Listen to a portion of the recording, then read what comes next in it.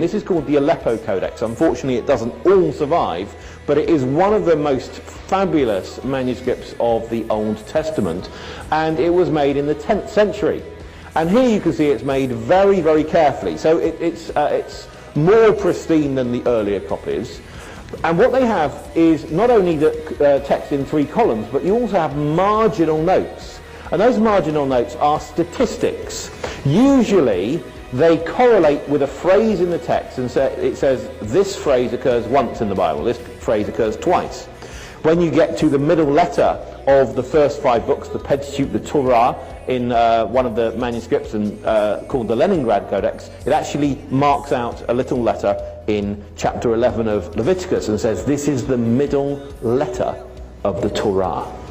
So, you think back then they just counted the letters, and that was the great care that was taken. So that's a rather remarkable thing in terms of any book that has this amount of care going into its transmission is worth looking at.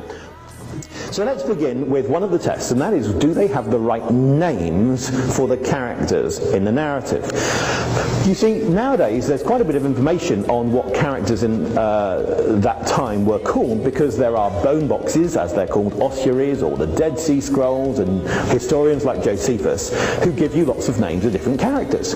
And so we can say what are the most popular names, and what we can say is when you study the names that you find that certain names are more popular than others, and although the Gospels and Acts seem to be written probably outside of Palestine, they actually reflect the sorts of names you would expect for the time and place. Simon or Simeon is the most popular name, and we see the total number of individuals there, and then we just give a few illustrative sources to the right, not exhaustive sources.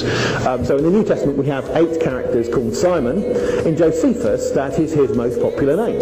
29 different characters from the time period called Simon. In the bone boxes, it's the most popular name. In the Dead Sea Scrolls, it's the second most popular name. We find 15 to 16% of men have one of those top 2 names, Simon or Joseph. Inside the New Testament, it's about 18%. When we get a bigger data sample and we say what are our top 9 men's names in the land, we find outside the New Testament about 41%, inside the New Testament 40%, phenomenally close. And that's happening as a pattern over 4 different writers writing 5 different books: Matthew, Mark, Luke, John and Acts. So my conclusion based on names is basically it's consistent with being based on eyewitness testimony. It requires some tradition, and it's hard to find alternative explanations for. I think you would struggle to come up with this otherwise. More briefly, a test of geography.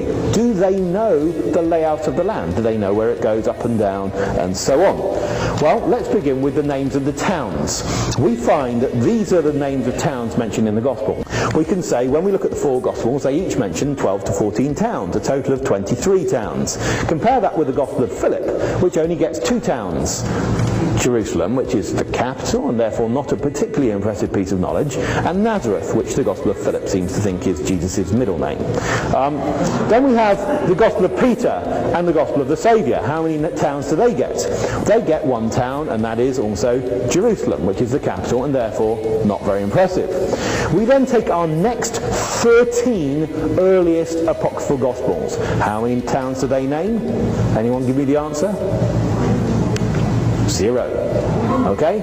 So what we have is a very good control sample when we could put these alongside the 4 Gospels. In terms of familiarity with the time and place, these apocryphal Gospels, which get a lot of media attention, are some of the best, no, they're not some of the best, they are good evidence for the reliability of the Gospels. You can actually use them as very good control samples. If someone wants to get excited about one of these apocryphal Gospels with you, say, great, I would love you to bring your favourite Gospel, I'll bring my favourite Gospel, and let's study them side by side, because I think that you will find that the 4 Gospels do rather well.